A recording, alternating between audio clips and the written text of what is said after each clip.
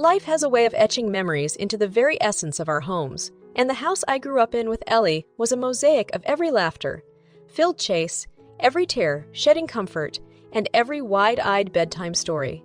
Our mother was a gentle whisper in the wind, a figure we knew only through faded photographs and Dad's tender recollections. "You both have her spirit," Dad would say, his eyes gleaming with a mix of joy and an ache that never quite faded. "Your laughter is her legacy." Ellie, with her rambunctious energy, was the first to break any silence. "Kate, race you to the creek. Last one, there is a rotten egg." I would chase after her, my more cautious nature always a step behind her fearless strides. Our laughter would mingle with the rustling leaves as if to fill the spaces our mother left behind. In the evenings, when the world outside our little home turned to shades of twilight, Dad would become our anchor in the realms of imagination, his voice a soothing balm against the encroaching night. "Dad, tell us the story of the knight and the dragon again," Ellie would plead, her eyes wide with the wonder of a child who believes in the magic of stories. "And don't leave out any details," I'd chime in, always hungry for the richness of the tale, the depth of the lore. Settling into his well-worn armchair, Dad would begin. "Once upon a time, in a kingdom far, far away, there lived a brave knight who was as kind as she was strong." His voice would weave the tale as if spinning gold from straw, and we hung on every word. "But what if the dragon didn't want to fight, Dad?" I'd ask, my mind always searching for the heart of the story. "Ah, Kate, that's the beauty of it," Dad would say with a knowing smile. "Sometimes the monsters we fear are just waiting for someone to understand them." Life with Ellie and Dad was an intricate dance of joy and learning, of growth and understanding. We were a trio, a perfect circle of support and love, even as the shadow of our mother's absence lingered. But it was Dad's unwavering presence that taught us the strength of family, the resilience of love, and the power of a good story to heal the unseen wounds. As we grew, the bond between Ellie and me, fostered by our father's dedication, became the unspoken foundation upon which we stood. It was an unbreakable vow, a promise of sisterhood that I believed time and fate would never dare challenge. Little did I know, the coming years would test the very fabric of that bond, stretching it to its limits and revealing truths I never expected to face. The shift in our lives began subtly, like the first cool whisper of autumn that warns of the winter to come. Dad had always been a force of nature, his vitality the sun in our shared sky, but as the days grew shorter, so too did his strides. A persistent cough, a tiredness in his eyes, a slowness in his step. These were the harbingers of the storm that was about to break over our small family. "Dad, you should see a doctor," I urged one evening as he struggled clear his throat, the sound harsh and grating. He waved me off with a weak smile. "It's just a little cold, Kate. Don't fuss." But Ellie, who'd been quieter these days, her usual spark dimmed by worry, chimed in. "Kate's right. You've been saying that for weeks now. Please, just go." The reluctance in Dad's face was clear, but faced with our united front, he relented. All right. If it'll make you two stop your worrying, I'll go." The diagnosis came like a bolt from the blue. The words chronic illnesses, a cruel sentence, passed down without appeal. Visits to the hospital became our new routine, replacing afternoons at the creek and evenings of storytelling. The sterile smell of antiseptic hung heavy in the air, a stark contrast to the comforting scent of Dad's old leather chair. "Girls, I need you to be strong," Dad said during one such visit, his voice barely above a whisper. "I'm not sure how much time I have left, but I need to know you'll look after each other." We clung to his hands, the lifelines on his palms etched deep with the hard work of raising us alone. "We will, Dad." "Always," I promised, the weight of his request anchoring me to a reality I wasn't ready to face. Ellie, with tears brimming in her eyes, nodded vehemently. "You've got nothing to worry about. We're Harrisons. We stick together." Yet, as the illness took its toll, the man who had been our protector, our guide, began to fade before our eyes, his body becoming a prison from which there was no escape. The invincible hero of our childhood was showing signs of mortality, and with each passing day, the unspoken fear grew within us. The fear of the inevitable, the fear of what would come after. During those long hospital nights, Ellie and I would huddle together in the dim light of the waiting room, our whispered conversations a feeble attempt to ward off the darkness that loomed ahead. Kate, what are we going to do? Ellie's voice would crack, her vibrant spirit quelled by the looming loss. We'll do what we have to, Ellie. We'll get through this together, just like we always have, I'd respond, though my heart trembled with uncertainty. But it was in those moments, with the storm clouds gathering, that I saw the first fissures in the bedrock of our sisterhood. Where once there had been unity, a silent rift was forming, a precursor to the chasm that would soon divide us. The day the will was read, a somber silence had settled over the lawyer's office, as if the room itself mourned the man it had lost. Ellie and I sat side by side, yet the space between us felt like a chasm, filled with unspoken fears and the unsaid words that had accumulated in the sterile silence of hospital corridors. "Mrs. Harrison! Miss Harrison!" The lawyer began, adjusting his glasses with a solemnity befitting the occasion. "Your father was a man of clear intentions. He wanted to ensure that both of you were taken care of." Ellie, her fingers fidgeting with the hem of her dress, shot me a quick, nervous glance. I returned it with a weak smile, trying to draw on a reservoir of strength that felt dangerously close to empty.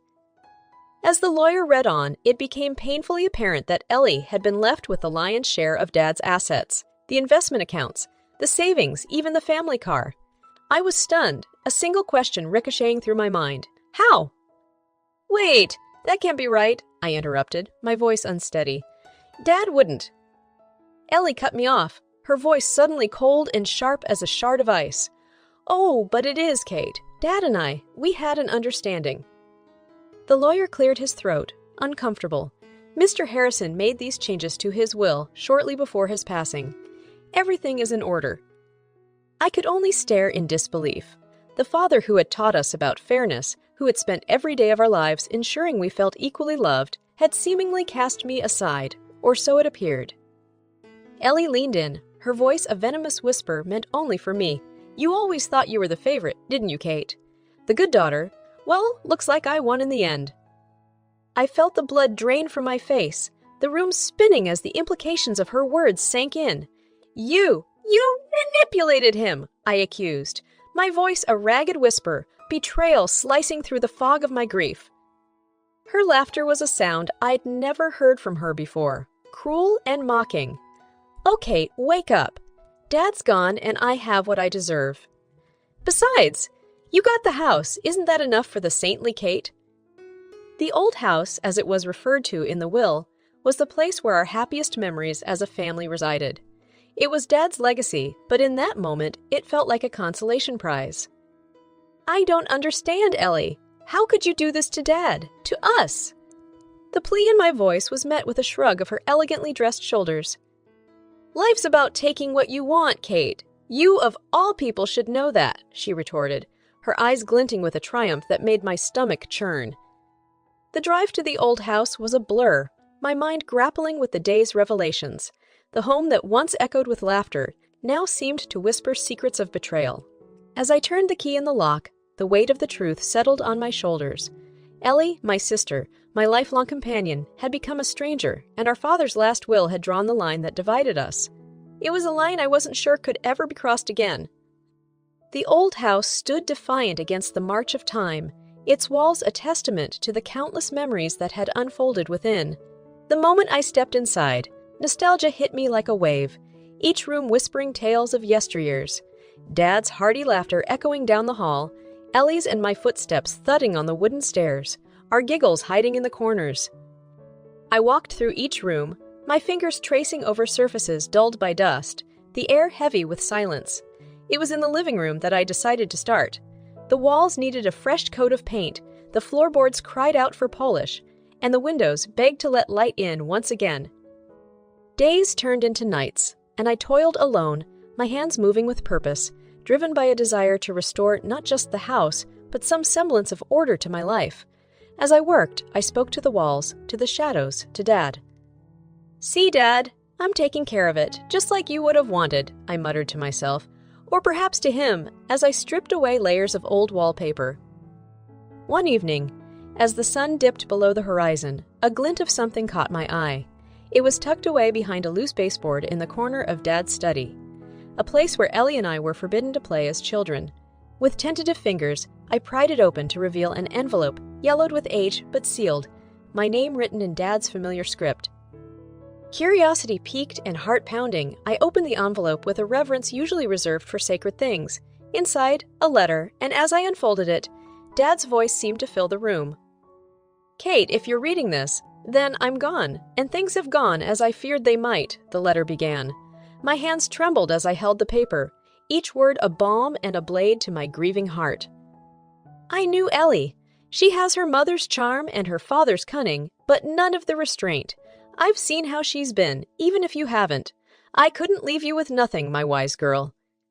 The letter revealed an account, a hidden stash that Dad had set aside, just for me. It was as if he had reached across the expanse of death to give me a final, fatherly nod of protection. Dad! The word was a whisper, a thank you, a cry of relief, all at once. I sat on the floor of Dad's study for a long time, the letter clutched to my chest, tears streaming down my face. It wasn't just about the money. It was the realization that Dad had known me, had understood and anticipated the storm that would come, and in his infinite love had prepared a lifeline for me to grasp. The following morning, with the letter tucked safely in my bag, I went to the bank. The manager, a middle-aged woman with kind eyes, ushered me into her office with a solemnity that matched the occasion. "You're Mr. Harrison's daughter?" she asked, her voice soft. "Yes, I am. He mentioned an account in his letter," I said, sliding the envelope across the desk to her. She read the letter, her expression turning to one of understanding and then to respect. "Your father was a wise man. He set up a trust that's been accruing interest for years. It's substantial." "How substantial?" I asked, a knot forming in my stomach. She wrote down a figure and turned it toward me. $1 million. The number was a lifeline, a new beginning, a chance to rebuild not just the old house, but my entire world. With the money, the house's transformation was no longer just a possibility, but a certainty. The business I'd dreamed of was within reach, and the weight of Ellie's betrayal, while not forgotten, became a lighter burden to bear. I could move forward with or without her. Dad had seen to that. The revelation of the hidden account was a pivotal moment, a shift in the winds that had so long blown against me. Armed with the knowledge of my newfound wealth, I started to see the old house, not as a monument to a past filled with loss and betrayal, but as the foundation of a new beginning, a stronghold for the future. Each day brought transformation. The walls, once drab and peeling, became vibrant with fresh paint. The floors, scuffed and worn by the pitter-patter of our childhood adventures, now shone with the sheen of polished wood. The rooms, which had echoed with our laughter and Dad's loving voice, were once again filled with sounds. This time of hammers, saws, and the busy chatter of workers. As the house took on a new life, so did I. I invested in my passion for design, launching a small interior decorating business. The first client was, quite fittingly, myself. The house was my canvas, my showcase, and the heart of my portfolio. One afternoon, while surveying the progress, my phone buzzed, breaking through the hum of productivity. The screen flashed Ellie's name, and a familiar sense of dread coiled in my stomach. "What do you want, Ellie?" I asked, my voice cool, detached. "Kate, I heard about the money." "Dad's money?" Ellie's voice came through, tinged with a barely contained greed. "We need to talk. It's not fair that you get all of it." I let out a humorless laugh. "Fair? You swindled almost everything from the will, and now you talk to me about fair?" There was a pause, and when she spoke again, her voice was edged with desperation. "But I need it, Kate. I've made some investments, and they haven't panned out. I'm entitled to half of whatever you got." I could feel the old anger rising, but it was quickly quelled by a newfound resolve. Entitled? You were entitled to what Dad left you, and you've had that. This money is mine, Ellie. He left it for me, not us. Her response was a hiss of frustration. "You can't just—" "I can and I will," I cut her off. "I suggest you figure out your own finances." As I hung up, I felt a wave of empowerment. For so long, I had been the one trailing behind, the one caught off guard, but not anymore. The tables had turned, and with them, my fortune. Word of my windfall and burgeoning business spread through our small community. Clients began to seek me out, drawn by the transformation of the Harrison house and the story behind it. With every successful project, my confidence grew, as did my business. Then came the day Ellie showed up on my doorstep. her eyes wild with fury and defeat. "You can't cut me off, Kate. I'm your sister." I met her gaze, my own eyes steady. I cut off someone who betrayed me, who hurt me for her own gain. "You made your choices, Ellie, and now you live with them." She took a step forward, her hands clenched at her sides. "I'll fight you for it. I'll get lawyers. Dad wouldn't have wanted this." I shook my head, sadness mingling with the lingering bitterness. "Dad wanted me to be secure, to be happy. He knew you better than you think. As for lawyers, go ahead. The money is legally mine, and you have no claim to it." Defeated, Ellie turned away, her shoulders slumped, the fight gone as quickly as it had flared. And as she walked away, I felt the final thread of our sisterly bond fray and snap, the last remnant of what we had been to each other disappearing into the crisp air. Ellie's envy simmered beneath a facade of forced cordiality for weeks, following the revelation of my inheritance. Her sporadic attempts to reach out, laden with thinly veiled acquisitiveness, were met with my growing indifference. Yet, nothing could have prepared me for the confrontation that unfolded on an unremarkable Tuesday that felt like a reckoning of sorts. I was in the midst of choosing fabric samples for a client when Ellie stormed into my newly renovated home office, her face a tempest of rage and resentment. "Kate, how could you keep this from me?" she demanded, slamming a pile of bills on my desk, the paper sliding over the polished surface like debris in her emotional wake. I straightened, meeting her gaze with a calm I didn't feel. "Keep what from you, Ellie? The fact that Dad left me something to secure my future." Her laugh was bitter, a sharp note that clashed with the harmonious space I had created. "Secure your future. What about me, Kate? We're supposed to be in this together." "Supposed to be," I echoed, the weight of those words heavy with the gravity of her betrayal. "We were supposed to share everything, remember? You changed that when you decided to take nearly everything in the will." She paced the room, her movements erratic. "I made mistakes, okay. I've lost most of it. But you sit here in this palace living like a queen?" I sighed, my patience fraying. A palace built on hard work and Dad's foresight. "Ellie, you had your share. What you did with it is not my responsibility." Her voice cracked with desperation. "I need help, Kate. The money's gone. I have nothing." I stood, my resolve hardening like the wood of the antique desk between us. "You chose to gamble with what Dad gave you, Ellie. I chose to invest and build something lasting. Our paths diverged the moment you decided to manipulate his will." Ellie's eyes were wild, her composure shattered like glass. "I'm your sister. Does that mean nothing to you?" "You were my sister when you lied to Dad on his deathbed," I shot back. "You were my sister when you looked me in the eyes, knowing you had cheated me. You're still my sister, Ellie, but that doesn't give you the right to my life's work or Dad's gift to me." She stumbled back as if struck, the fight draining from her posture. "Kate, please." I took a deep breath, the air in the room feeling suddenly too thin. "Ellie, I can't help you. Not this time. It's time for you to stand on your own, just like I had to." As she left, the door closing with a quiet click behind her, I felt the finality of our exchange. The sister I had grown up with, the one who shared whispered secrets and dreams in the dark, had been consumed by greed. In its place stood a stranger, shaped by choices and avarice I could no longer comprehend or condone. The true face of greed had shown itself, not as a monster lurking in the shadows, but as a familiar presence seated across from me at the dinner table. It was a visage more heartbreaking than any mythical beast, for it bore the eyes of my sister, the companion of my childhood, now lost to the allure of wealth and the bitterness of envy. The weeks following Ellie's departure were suffused with a quietude that was both soothing and unsettling. I threw myself into my work, my business blooming with the same tenacity as the roses in Dad's cherished garden. Yet, the specter of my sister's greed lingered, a shadow over my newfound peace. As the days lengthened into summer, the business I had nurtured began to thrive, its roots reaching deep into the community. Word of mouth had turned my once tentative dream into a sought-after reality. I found solace in the hum of daily life, in the swatches of fabric and the strokes of paintbrushes that brought joy to my clients' homes. One evening, as the sun painted the sky with strokes of crimson and gold, a knock came at the door.